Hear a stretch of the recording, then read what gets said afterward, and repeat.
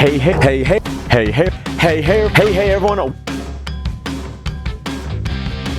Oh yeah, we didn't loosen this at all. I suck.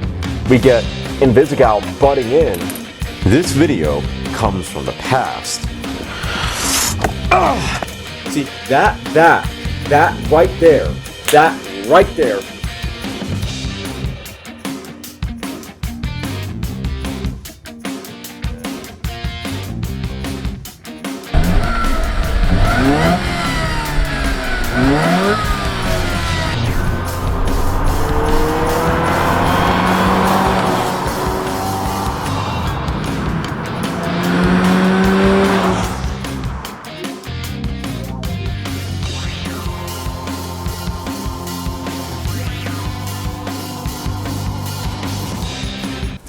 Hey everyone, welcome to another Project D-Dart video. I have another unboxing for you guys. This one was actually unexpected compared to all the other ones. Usually I sort of have it planned out or I have the parts ahead of time, whatever. This one I knew I wanted to do at some point later. I wanted to get these parts later. I wasn't intending on getting them now, but thanks to a full car inspection I did a little while ago, turns out I need one of the parts that are in that's in this box a little bit earlier than I thought I did. So it's a relatively small box, as you can see, but do not let that fool you. These parts are actually pretty heavy and important. Most importantly, they're important, to say that twice. So we're going to take all this packing crap out, mostly because it's going to be a pain to get to this stuff otherwise. All right, so we got this first part here. It's pretty heavy. Here we go. We got the first one. No idea what side that's for. It's dirty. It's a car part. It's going to be, but we got the next one here, which is pretty hefty. Very hefty. And then we got the last part here. And there we go. I know, pretty simple unboxing. And also, as you likely saw, I already did unbox them a little bit. I couldn't wait. I was very impatient and I really wanted to see, because I've never seen these parts, certainly not from the aftermarket before, so I really wanted to see it for myself. So I'm going to take a quick little pause here, aim the camera a little bit down, that way you guys can get a better view of what these parts look like. Alrighty, so I suppose I should explain what I have here. Now, I will say I don't know which ones, other than this one on the far left or your far right, I don't know which these ones are, because these are engine mounts. One of these is passenger side, one of these is driver side. I don't know which is which. And then this is a rear transmission mount. Now you might, excuse me, you might be wondering why I have these. By the way, these came from Deyeme Racing. So anyone else who wants a Dart, particularly if you have a manual one and your rear transmission mount, which is rubber, by the way, is starting to go bad, you're shifting sloppy, you're missing shifts, all that, what you want to do is grab yourself one of these. So, well, in particular this, but these ones also don't hurt. So, went to get a full car inspection, because I'm going to try and do those once a year at least. I actually, when I went a couple weeks ago, I did it a little early because I was getting a little clicking. I'll explain that in a different video about all that I've done to my car, or all the maintenance that I've had done on my car so far in my 20,000 miles of ownership. But they did notify me that the rear rubber transmission mount on my car was starting to go out. Hence why I ended up getting this earlier than expected. Now, they didn't say anything about the engine mounts. So I ended up buying these sort of by accident, because I don't actually need these right now. I don't need them yet. But all that really means is when those engine mounts do go bad, and they will eventually, I'll already have the parts in place. So it shouldn't take as long to get Xavier righted again. But yeah, so once again, that's pretty cool. That's very, very cool. So these mounts come from Deyeme Racing. They used to have, oh, it says 2.0 on it. Cool. Yeah, so these parts come from Deyeme Racing. They used to have a racing Dart. They don't have one now, but they still make aftermarket parts for the PF or 2013 and 2017 Dodge Dart platform. One of the things they make are these flex sides and firm rear drivetrain mounts for the car. So on the normal Dart, or on a Dart from the factory, they have these rubber mounts.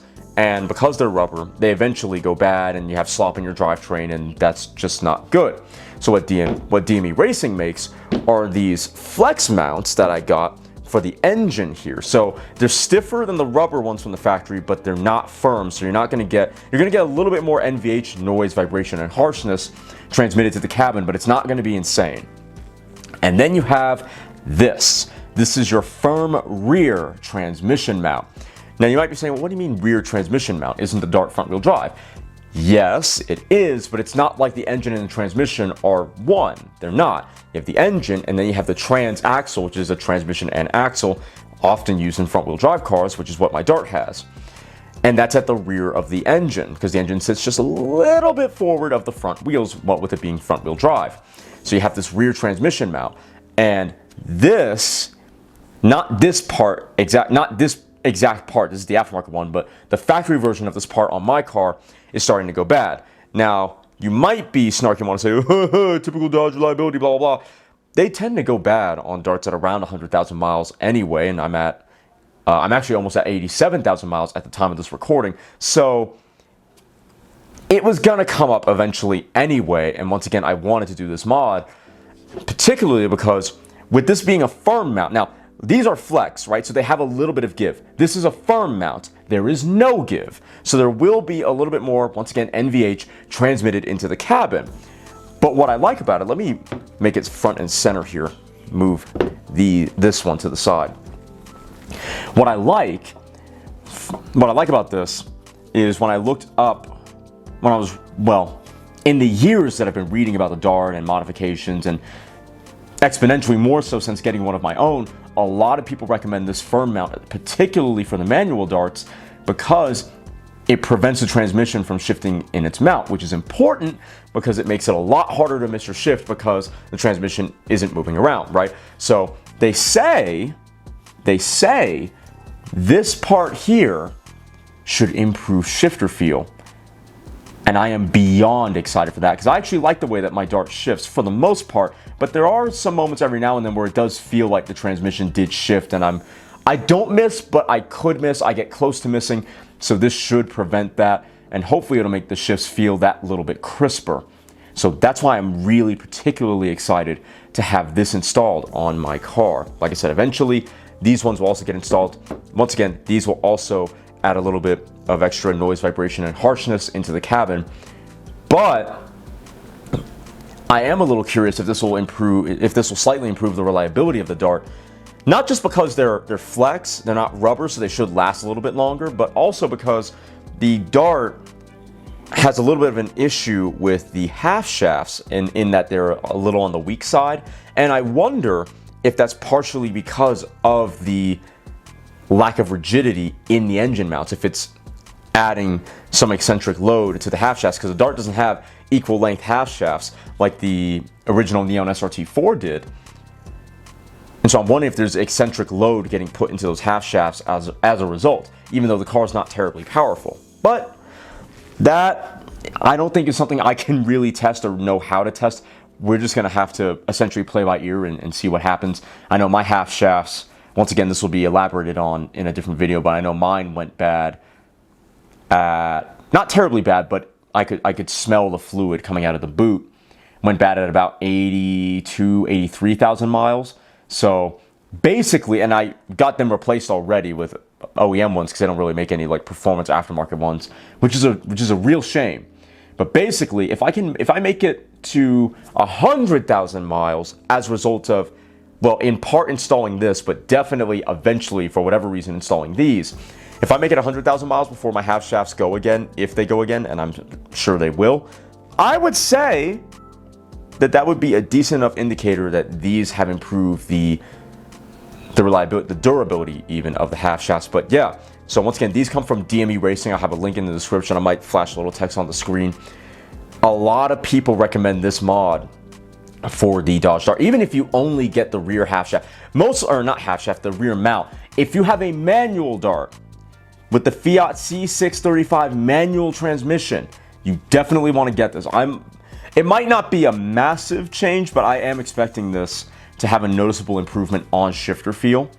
I know there's one situation where I feel a transmission shift in the mount, and it's when I'm getting onto the highway, and you know when they have the stop and go lights when there's like heavy traffic, or even if there's not heavy traffic, just going for whatever reason, and I have to be in first, and because my car weighs 3,100 pounds and has 160 horsepower, and the on-ramp's not very long, I'm basically flooring it to get up to 60, going through first, through second, through third, and then fourth, because I should be at highway speed by that time. When I go from first to second, I feel the engine shift in the mount super hard, and the transmission by extension. And so when we get this installed, I will have a POV drive video, like POV perspective of me driving, and somehow getting put in that exact scenario where I got to accelerate really hard to get up to the posted speed limit, because that's been the main situation where I've noticed there's a noticeable amount of play, if you will, in the mounts of my drivetrain. So again, we're only going to be installing this one. My engine mounts are fine, and I don't even want to think about how much that would cost. That is a problem for future me, but yes. So I'll have to give you guys a more concrete answer after I do that little test, basically, to see how much the transmission does or doesn't shift in its mount, trying to get up to highway speed. But that's where, once again, that's where I noticed it the most. So if it doesn't, either minimally or at all, we'll know that this was an entirely worthwhile mod. But honestly, when it comes to the dart community, there's not a lot of mods, but there's a lot of really good companies that have, even if it's a small selection, they have really good parts for the dart, durability or performance-wise. InGen, for example, I obviously did that video. Deyeme with these, the CDV, the clutch delay valve, which I actually, now that I think about it, I never did a video on. I should do a video on it though, and I meant to at some point. So we'll actually do that. That video might not come out until June, just because Project D-Dart is an every Saturday thing, and there's 4-ish Saturdays in a month, and I've already got most of my ideas down for what I want to do in May for Project D-Dart. So again, that video might not come out until June, but yeah, Deyeme Racing had the CDV delete, and that's where I got it from. I think I got it from there. That, or I got it from Modern Performance. I think they get it.